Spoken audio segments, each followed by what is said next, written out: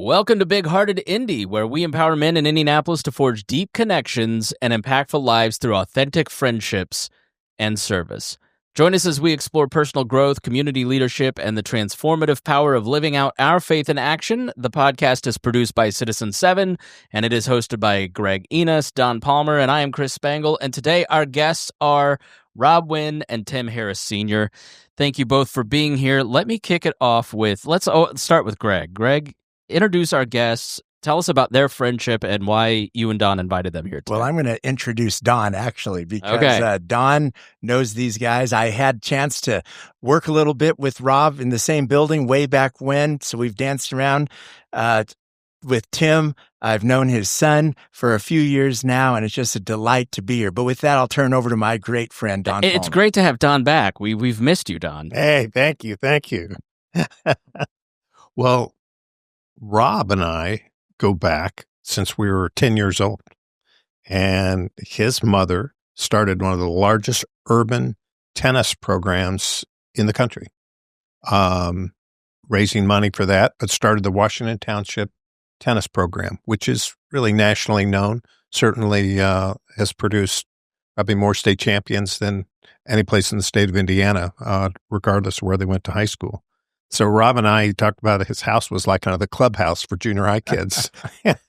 He had a big family and he had all sorts of friends, and his dad was one of the founders of Duke, of PR Duke, and his mother was out on the tennis court teaching from 8 a.m. to 6 p.m. And the kids had the run of the house with a lady named Dorothy who was like family to them and certainly beloved. So we go from way back, and I got to know Tim through Rob, and Tim has just an absolutely fascinating story, and his love for his faith and his love for helping people help themselves, empowering people through education is quite a remarkable story. So we're looking forward to today to having some conversation. Well, that's great. Tell us how you two met. Let's start there. How did you two become friends? When did you first meet? You want me to kick it off? Okay, so I was actually working on a project. There's actually two instances that happened, but one was on a project in Iowa, and I needed $150 million. So somebody told me, the guy in town that can help you get $150 million is Rob Wynne. So made the call. Yeah, it's nice to meet you, Rob. Yeah, I know, right? Hey, look, and we're friends now. He made one phone call and had the 150. Go ahead. Well, hold the mic up. Sorry. I remember that. I think there's going to be a lot. You're going to get a lot of calls. Hey, could you give me $5,000? I remember going out the first time, and this is interesting. I don't know if this happens to everybody, but it happened to me. And I get in, I meet Tim. We're looking at each other. Says, "Let's go get in my car." I go, "Okay." So we get into his car, a big Escalade, as I recall. We started driving. Where are we going? It's not lunchtime or anything. We drive over to Turning Point Academy. If you're going to work with me, you got to see the school. There's no separation between what I do and what I care about. And we get over there, and I'm sitting there. Okay, what have I got myself into? And we toured the school probably for about an hour and a half. And I'd never seen anything like it. I'm not going to steal his thunder on what it is, but I believed at the time that anybody who came as a vendor, a professional, aspire, whatever, if you were going to do business with Harrison Ford and Tim Harris, you were going to go see the school. It's so intertwined with what he does, not just in his business, but his life. And from that moment on, I mean, he had me at that moment, right? Whatever, the 150 million, okay, but that he was so wrapped up in something this special that, okay, I found somebody here that I'm going to spend a lot of time working with and getting to know. So that was a great day, and it's been a great almost 15 years. Yeah. Tell us about Turning Point Academy. Like, what did he see that impressed him? So, again, what Rob is saying is the reason why I even work. My motivation is reversed from a lot of folks. I work so I have to give. And I wanted Rob and others that come in, whether it's, a customer like a Procter & Gamble or a Coke, I love to take them to see, because that speaks the volume of what I'm about. Okay. And I mentioned the 150 million, which was a true story, but my real driver is just that, down the street. And not just down the street, but around the world. We've worked with youth. My wife and I have worked with youth since 1980. And so we were motivated when we seen that one apartment complex, Sutton Place, had 7 murders in 1 year around the 42nd and Post area. And so we wanted to do something there where we could contribute all year long. That was one of the motivations behind starting a school there. Around that time, Goldsmith was mayor. He got one appointee to the Sports Corp board. I was that appointee. And we interacted.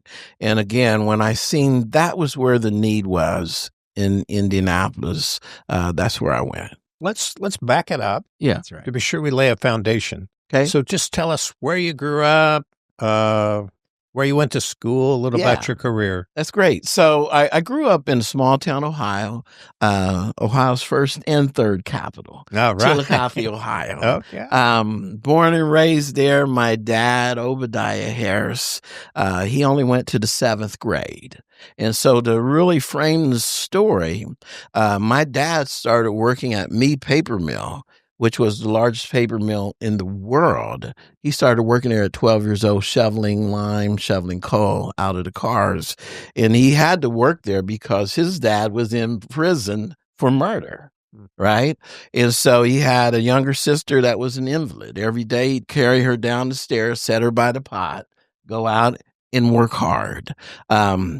That's my background, a family where you had the most loving mom ever, and you had a father who worked, his fingers to the bones, so that his 3 boys had to give. And mom, across the street from us, Chillicothe is noted for 2 things, actually 3. Mead Paper at that time has the largest VA hospital in the world. I describe it by the 2 18-hole golf courses, right? And my dad went from working, you ask about me, but really to talk about me, you need to understand, right, that my dad started out as a janitor. He ended up, then he became a cook. He ended up chief of dietetics with the 7th grade education, 210 folks working for him. Wow. High school in Chillicothe, Ohio. Then I went to Wilberforce University, a historical black college, right outside of Xenia, Ohio, which is outside of Dayton, Ohio. And then also University of Dayton. But if I could take one more minute. Sure. So my background was on basketball court. I could hoop, man. And in 10th grade, we were great. Yeah. Mark Bayless, he played 2 guard. I played 1. He became Mr. Basketball 2 years later. Yeah.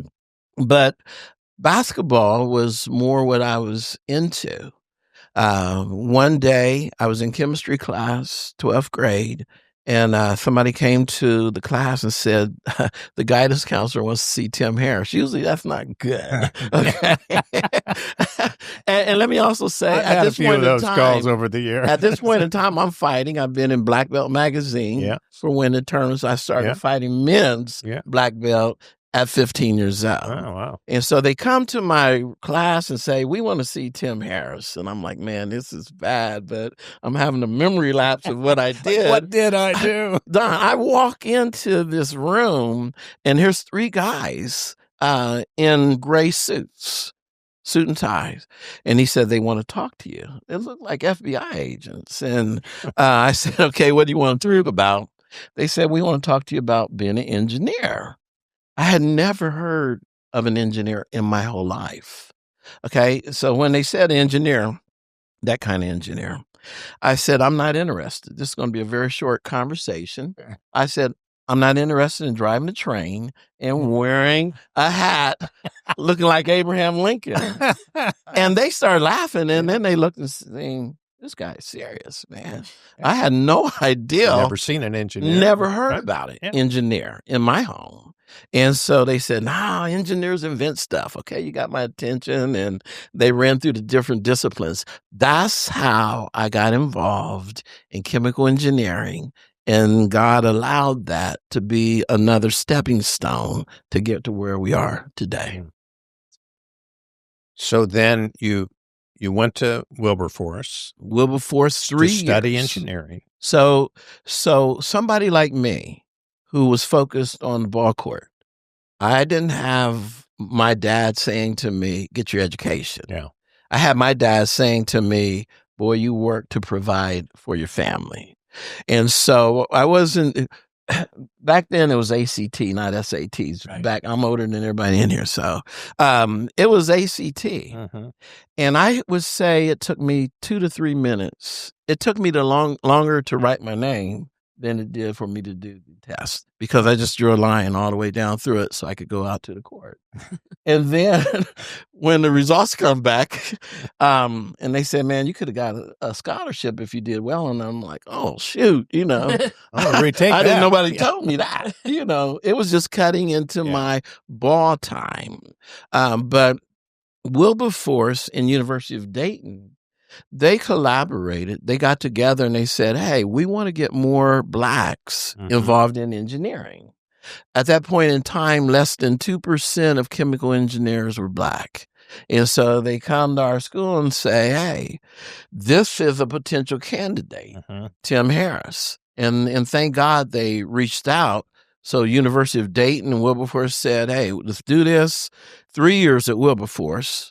And so you get your math skills together, whatever skills you need to get together so that when you go to Dayton the last 2 years, you're ready. And when I went, I was ready. I was more than ready. That's how that happened between Wilberforce and Dayton. And I wish more schools would be doing that kind of program today. Yeah. So what was your first big break as you look at your career? As I look at my business career? Yeah. So those folks were from a nuclear enrichment plant, Goodyear Atomic. This data I've been told, even when I've been told and researched, was that plant used 1/50th of all the energy in the U.S. at the time, of all the electricity at that one plant. I was looking forward to going there and working as a co-op, because that was the other part of the deal. Wilberforce is a co-op school. And so by the time I graduated, I would have over a year's working experience as well. I didn't get a chance to work in the plant. Everybody else, their security clearance came through in 2 weeks' time.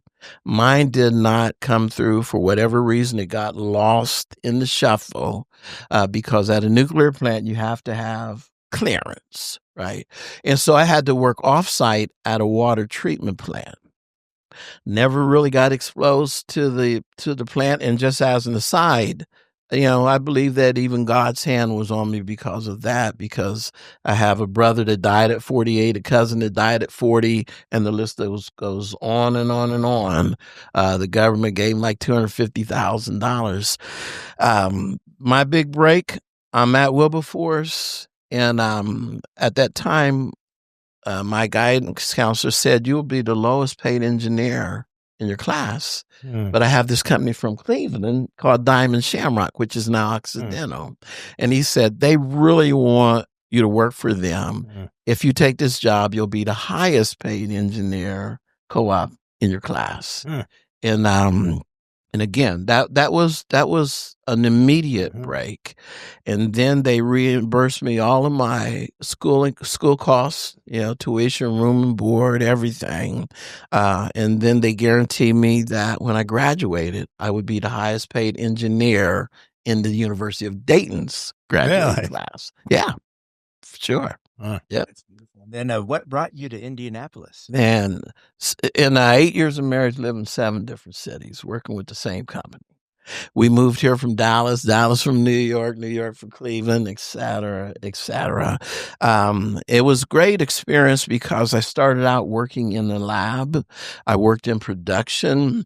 Then the VP of sales came in, Jerry Fowle, while I was standing on top of a furnace in New York that was 2,500 degrees below my feet. I could, at every step, you felt the crown of the furnace do like this, but I didn't want my guys to go out and patch what we called the rat hose. I would go and do it, and I'm out working, and here's this guy again in a suit and tie standing at the bottom of the furnace saying, "Hey, Tim, get down here. I want to talk to you about getting into sales." And I'm like, "Jerry, no interest." I told him, I don't even like salespeople. They come to my plant and they stop me from working, doing real work. He's like, "Get down here right now. Yeah. You need to understand how this company runs." Yeah. He said, "It's sales."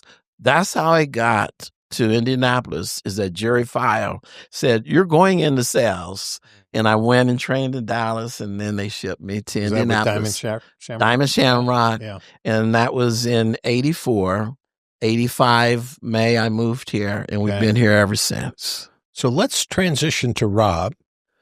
We've heard a little about how Tim is a different person because of his dad and his work ethic and just who his parents were.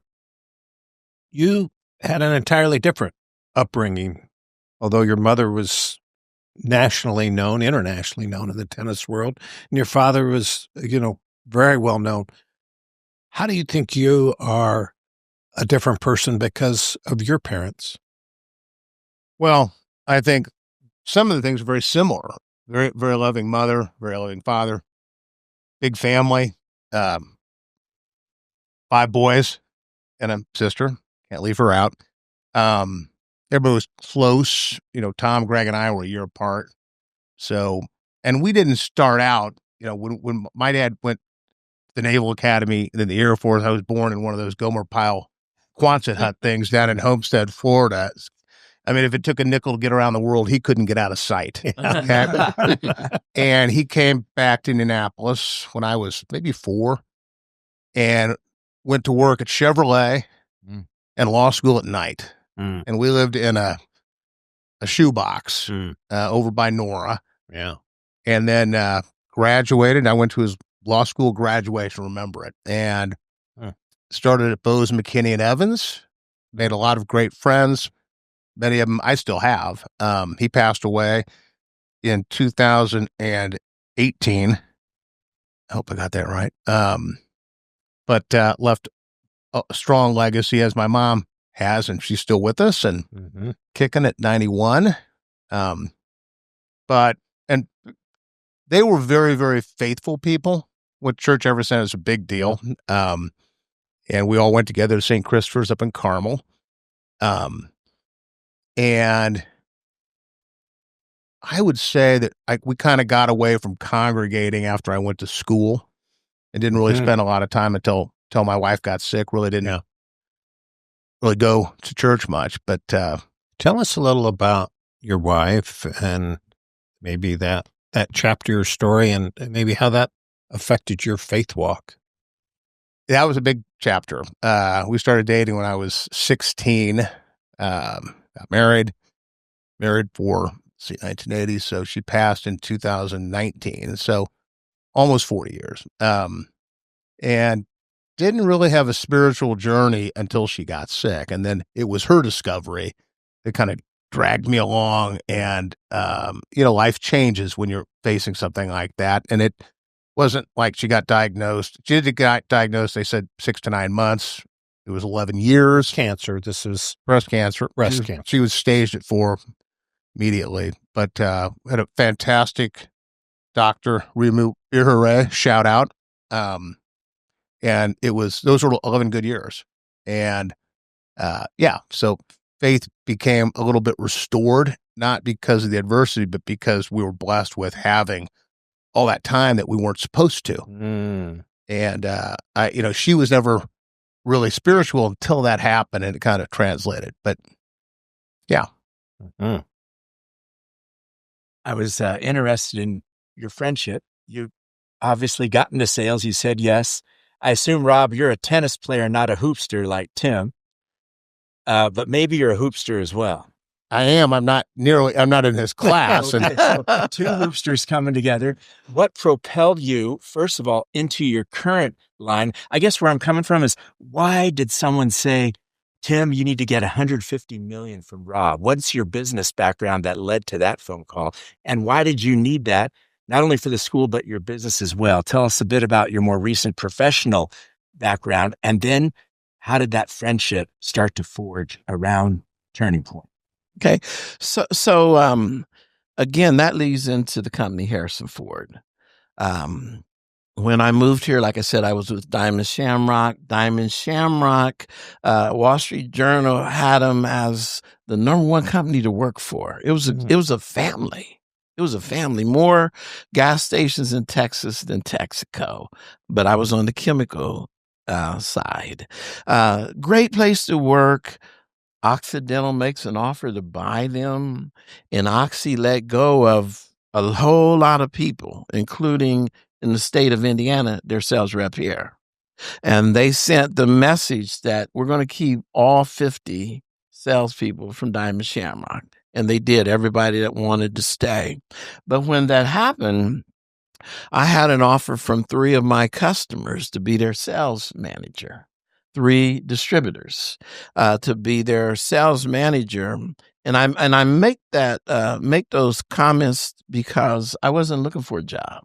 I was perfectly happy to work the rest of my career with Diamond Shamrock, but once Oxy bought them, I was like, I don't have an allegiance to them.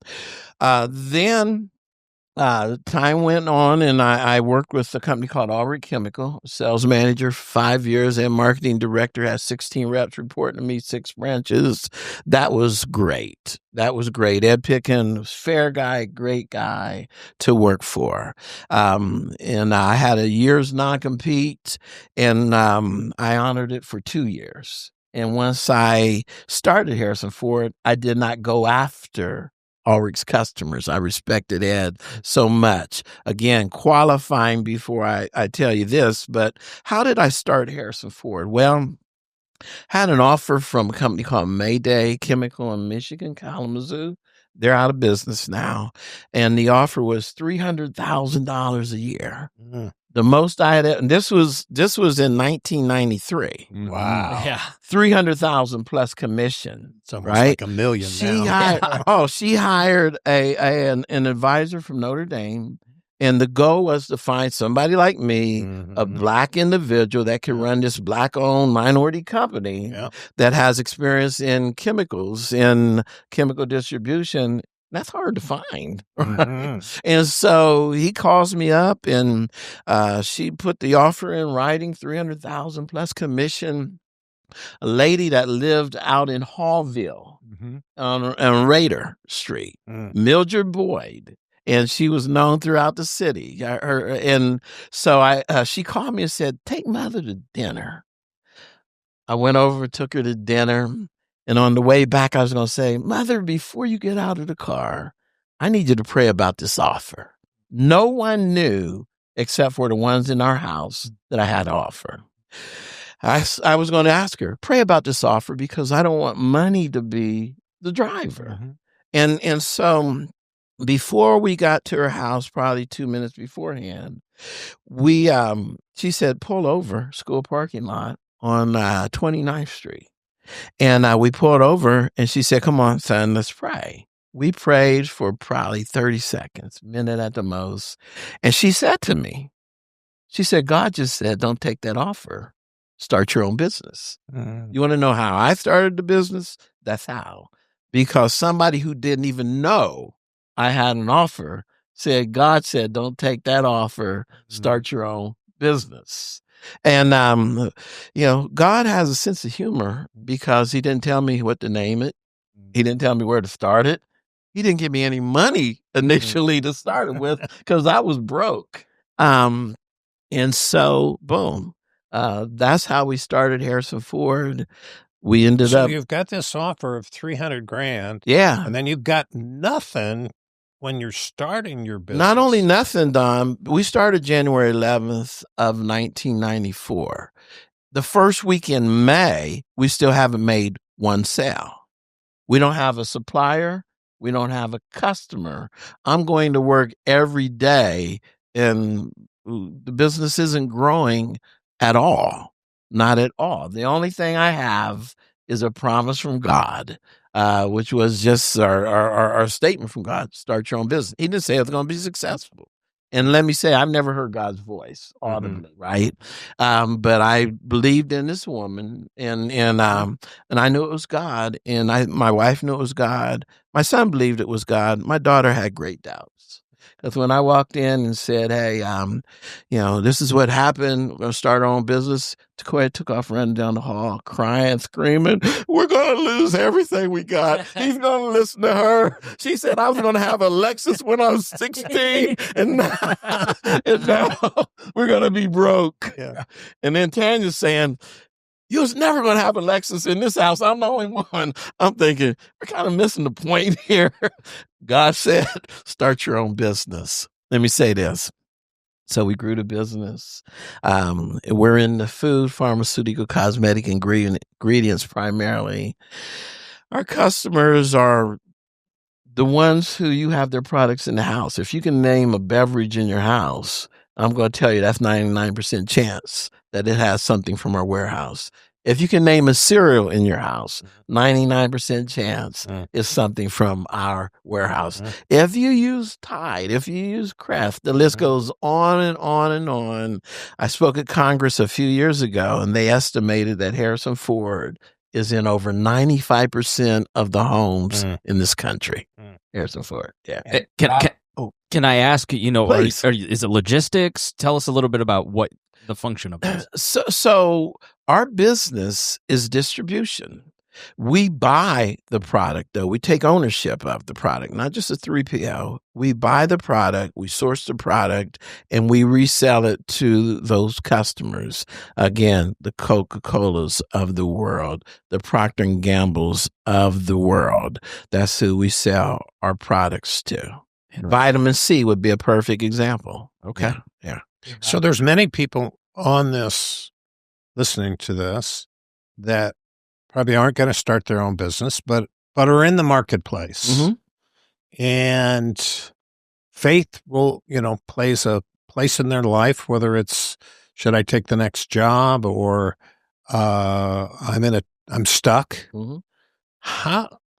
What's your advice in terms of how they can have faith be an important part of their life as they look at those decisions or that part of their lives? Mm-hmm. And what you just asked is the message that I preached actually yesterday.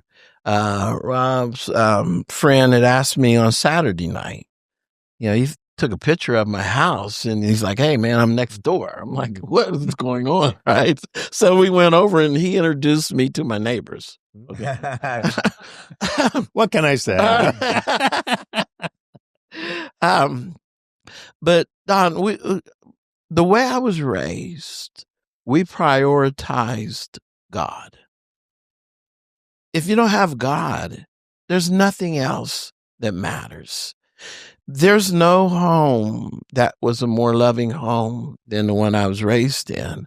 And that was because of parents and God. And so I'll say again that if I lost everything I have, and I've been there before, where I was digging through the seats in the car, and my wife was digging through the seats in the house to try to get enough money together to buy one pork shoulder sandwich from Shill's Barbecue on Salem Avenue in Dayton, Ohio. I was just as happy as what I am now without money. Yeah. Money is not my big motivator in life. One time, my partner, Joe, we had a company come in, and he said, the more you do with Harris, the more he can do down the street. And I said, let me correct that. And this was the first meeting. Mm-hmm. I said, I have to correct that. I said, the more I do down the street, the more God allows Harrison Ford to do. Because that's how it works, that God keeps growing the pie no matter what I do, no matter what I give away. built a stadium in Chillicothe, Ohio. It has my father's name on it. Okay. Obadiah Harris Sports Complex. You can pull it up. One of the best stadiums in Southern Ohio. The more I do, the more God allows the business to grow. I don't remember so how does faith enter into that? Okay. Again, the way we started the business, a little old lady says, don't take the offer, start your own business. My story goes back. I remember 8 years old, I had an appendectomy. My dad at the city hospital at that time was now an x-ray technician. He worked 2 jobs. When he retired, he had 72 years worth of working experience, according to Social Security data, right? Because he was an x-ray technician, they allowed him into surgery. And he came out of the surgery and told my mom what happened. He said, he's crying. He said, Mary, they lost him. And mom said, Obadiah. That's my dad's name. Obadiah. She said, God just told me something happened. But the last thing God said, I'm not going to take your baby. She went and dropped a nickel, dime, whatever, and prayed. When dad went back in, they were sewing me up. And they said, we don't know what happened. Obadiah said, it's hard to start beating on the song. So them thumping, them shocking, whatever they did didn't work. But here I am, and that's how I'm here. And I've told that story almost everywhere. They've asked me to be the keynote speaker, that I'm here because of God. How can I not have faith in God? How can faith not be the primary motivator in my life? It is. So it is done. Yeah. Maybe I tend to be more selfish. Sometimes, unfortunately, but kind of God, as a side thought. If I want to prioritize God this week, what actions, what do I need to do to do that? Yeah, so Jesus really addressed that. A lot of times people think, go in my prayer closet, pray all day, and that makes me more spiritual. What you actually see with Jesus is he prayed all night, and then during the day, he was in the temple teaching and healing and things of that nature. In Acts chapter 20, Paul said that he worked, so he had to give to those that were with him. And that's sometimes we miss that. Even when Jesus sent out the disciples in Matthew 10:10, their only hire was their meat and the place that they stayed. Paul said, having food and clothing, he said, learn therewith to be content. But what we have formulated is that I can't be happy unless I get bigger barns, bigger this, bigger that. What life is about is it's about having a connection with God so that you can go and do something for somebody else. I'm thinking about Philippians chapter 1, verse 19. Paul said that I will be saved through the Church of Philippi's prayers. And so what I'm saying in saying that is goes back to the who's your neighbor, the Samaritan, the Good Samaritan. On Judgment Day, there's going to be a lot of folks that are standing before the throne. And he's going to say, depart from me, I never knew you, you workers of iniquity.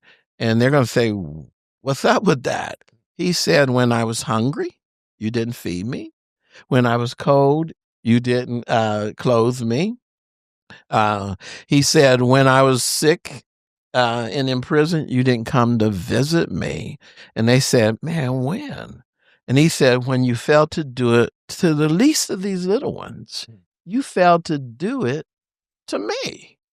And so, part of salvation has to do with the born again experience. John 3 and 5 talk about, and the book of Acts talks about, but you get empowered so that you can do things for somebody else. You go to the gas station and you don't turn your car on and sit there at the pump and let it run and so you can fill it up some more. You put gas in it so you can go out in the world and do a job.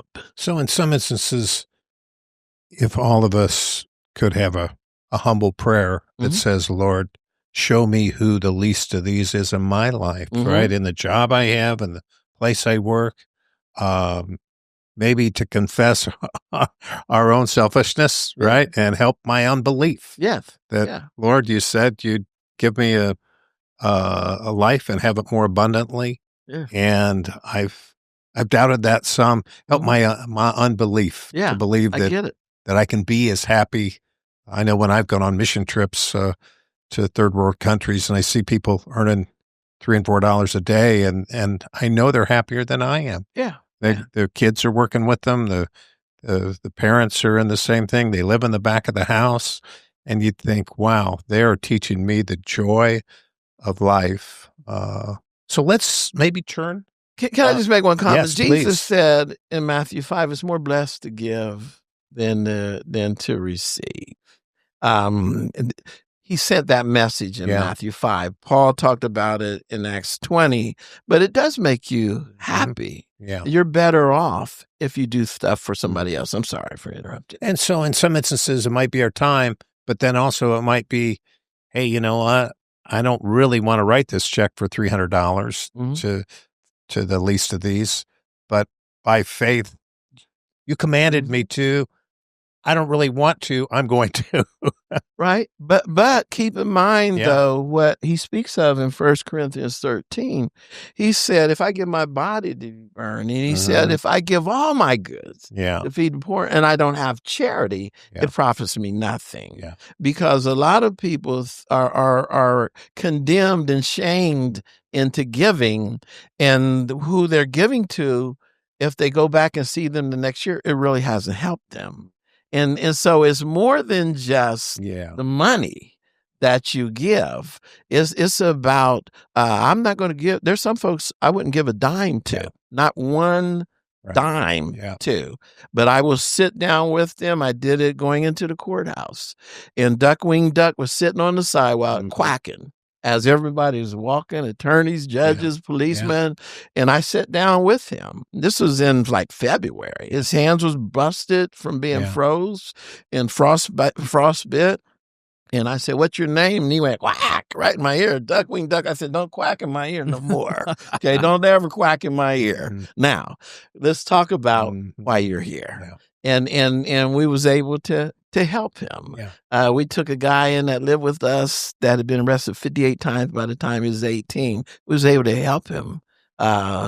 Teardrops tattooed down his face.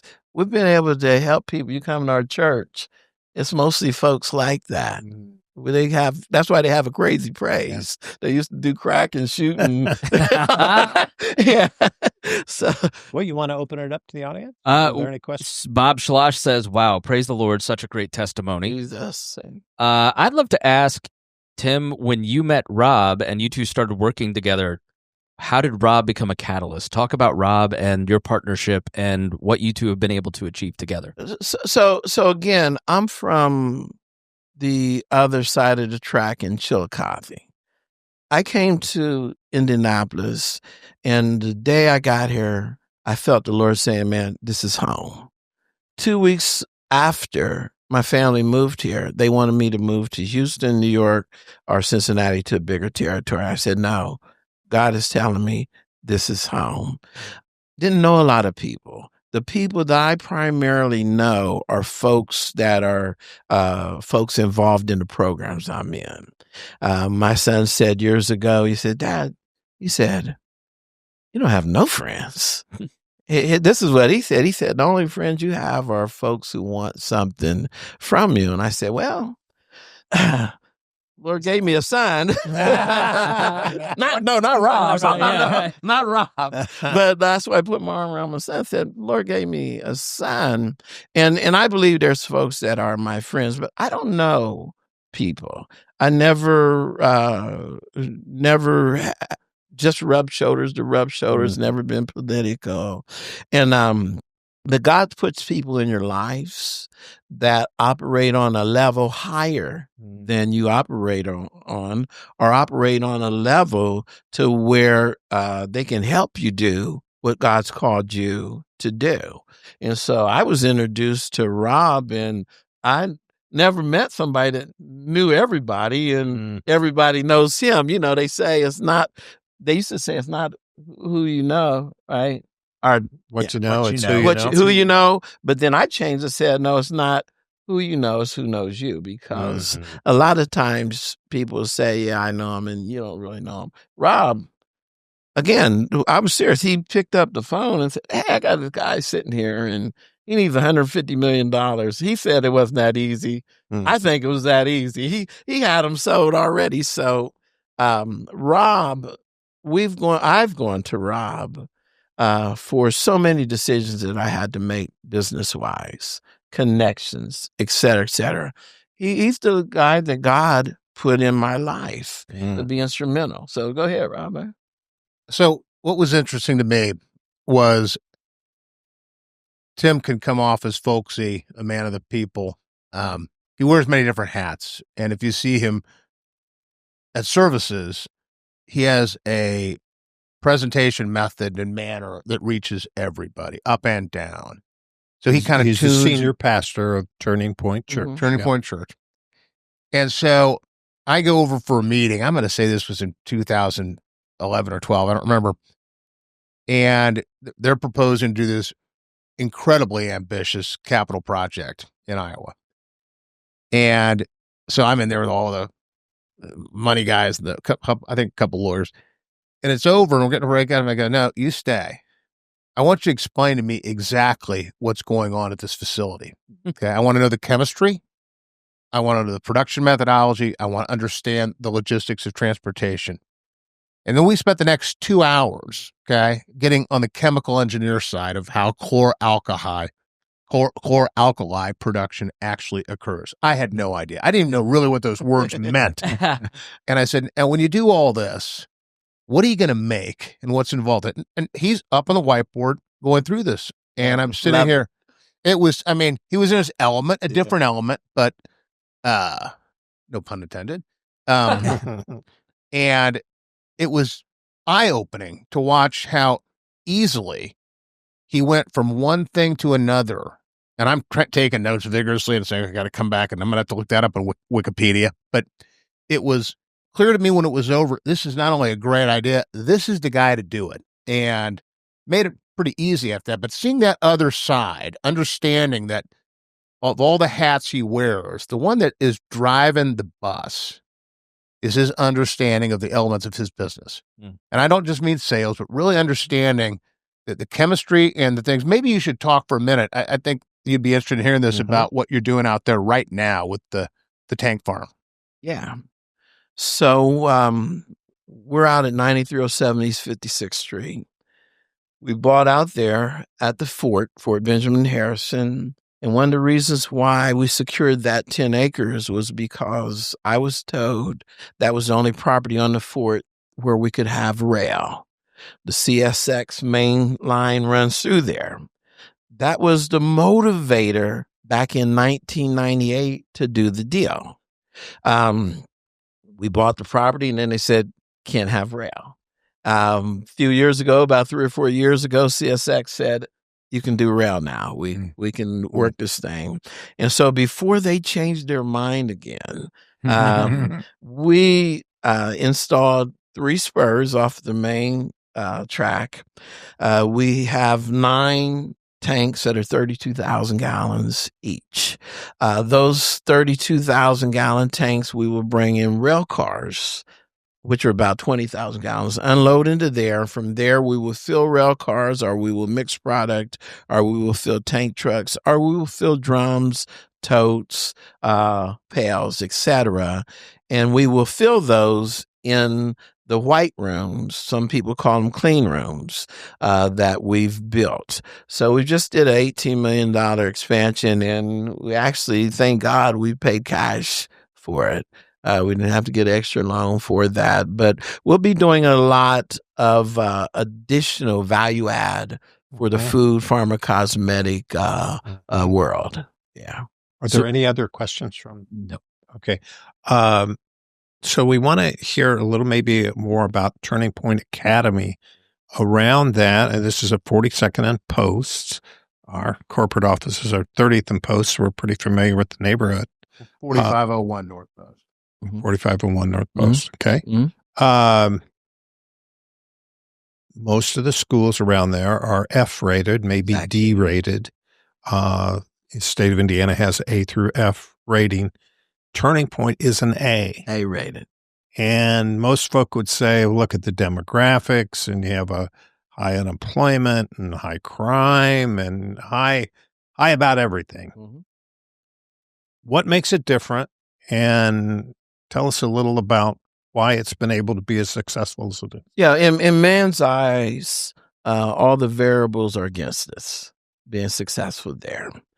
When I was on my other partner, Chris Lamo's board, Indiana Chamber of Commerce, the only reason I agreed to be on that was because he said I could be on the K through 12 committee. I remember one year we brought a professor in from Tennessee. He did the biggest study ever done in the country. And all the kids in the public schools, he tracked them for like 12 years. And he was going to determine which variable is most important as to the success of the students. You know what it was? It had nothing to do with income. It had nothing to do with race.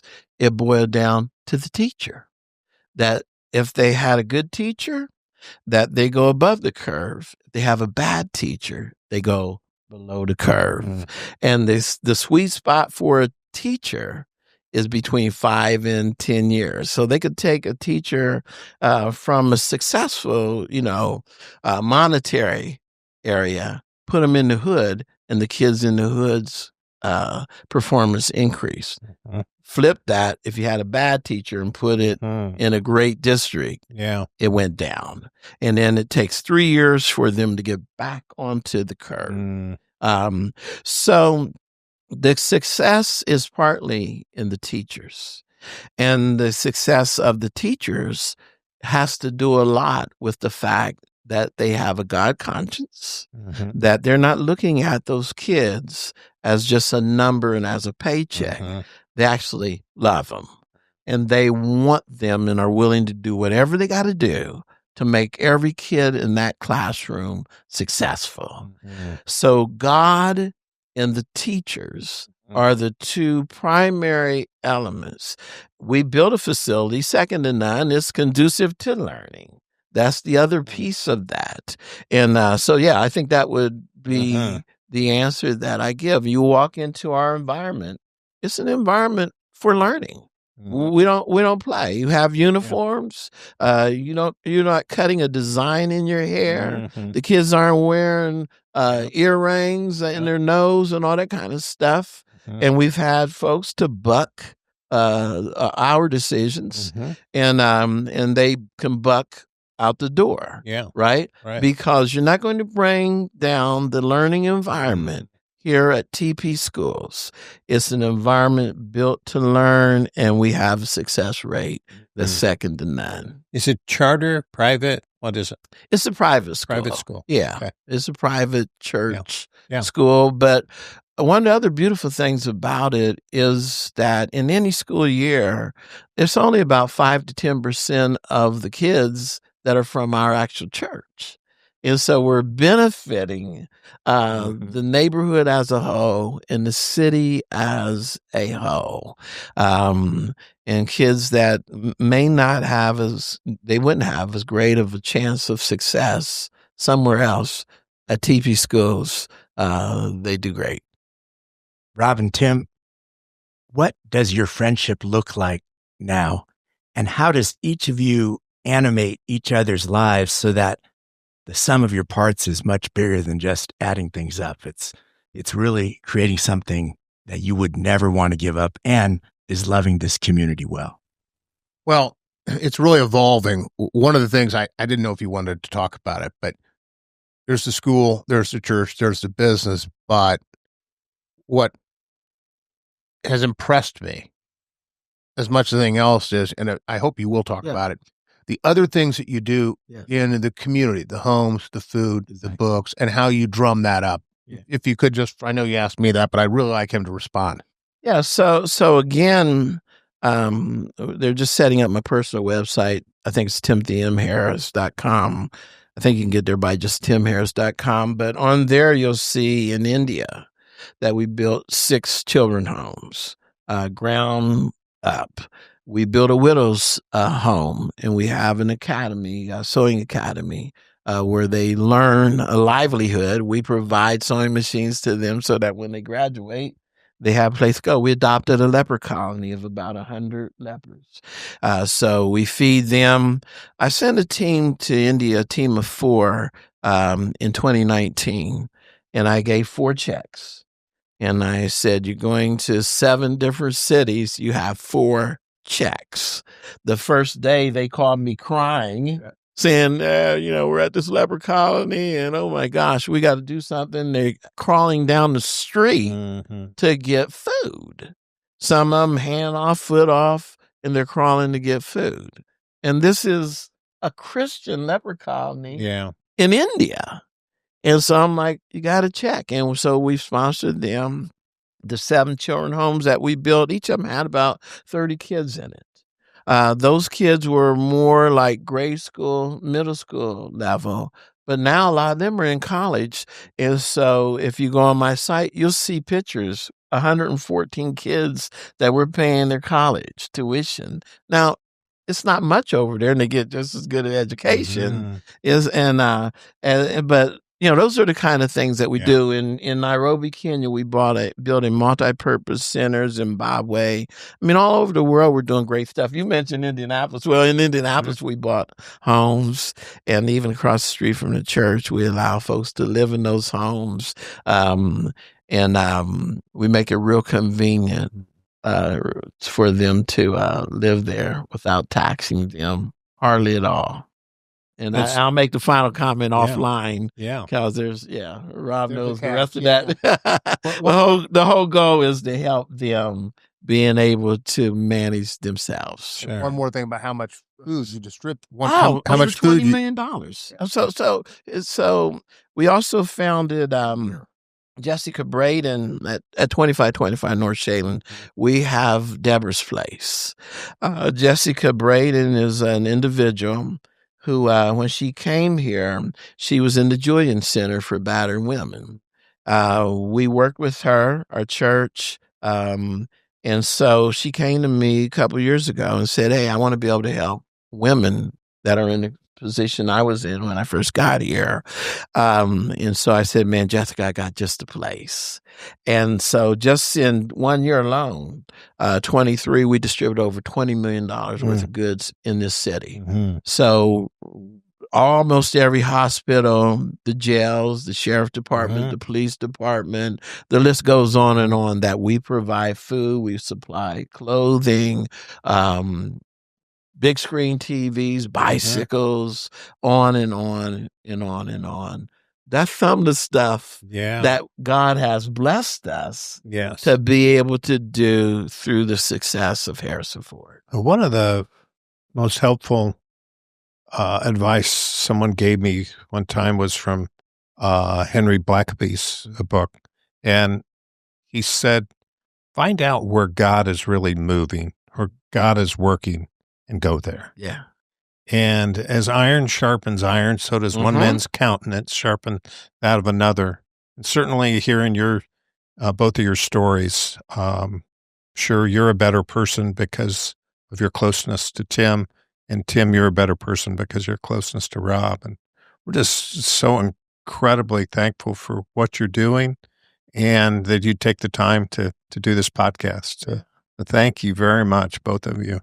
Thanks for having us. Advice. Yeah, thank both of you, all of you. Any closing short comment from either of you relative to how we can be together in Christ for the good of Indianapolis? What's your burning? You got an attorney and a preacher. So I got that short part. Go ahead, Rob. Short isn't in their vocabulary. Or it has a different definition. Then I'll make it mine short. Alongside you with your vision for this. Go ahead, Rob. Well, this goes to a comment I think Don started it, Tim's living it, is, nobody wants to be the richest man in the cemetery. Yeah. And there are so many opportunities to contribute money for sure. But the thing that is the most impressive to me is the amount of time somebody spends.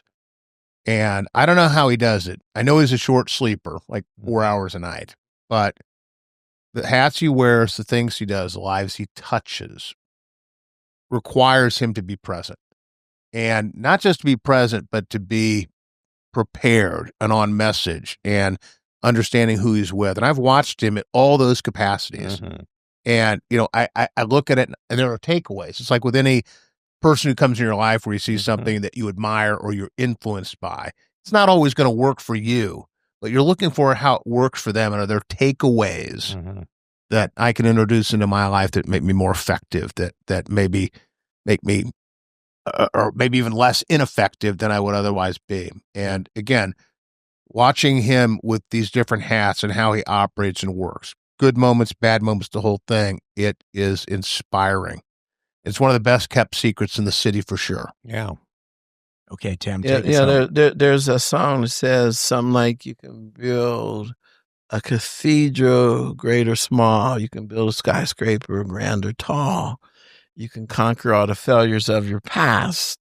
It says, but only what you do for Christ will last. And again, it's not just a saying to me, but Jesus is the reason. I owe him, and I'm thankful that I'm not doing things out of obligation. I love God. I love the people, and God puts folks in my life like Rob. He puts them in my life on purpose, and I just want to do what he gives me to do while I'm here because I got this much time. That little dash on that tombstone is the amount of time everybody's got. This has been a sacred time. Thank you all. Thank you for having us so much. And thank you for joining us here on Big Hearted Indy, provided by Citizen 7. You can learn more about Citizen 7 Indy at Citizen 7, the number, citizen7indy.com. And you can find all the upcoming events. You can join Heartbeat.chat, which is about to become Socio Connect. More on that later. But make sure you sign up for emails. That's the most crucial part in staying in the loop in the Citizen 7 universe. We'll call it the universe, not just the world. All right, thanks for joining us. Please, we'd love for you to share this on your LinkedIn. Share this episode if you found it of value, which we certainly did. Thank you again. We'll see you again next month.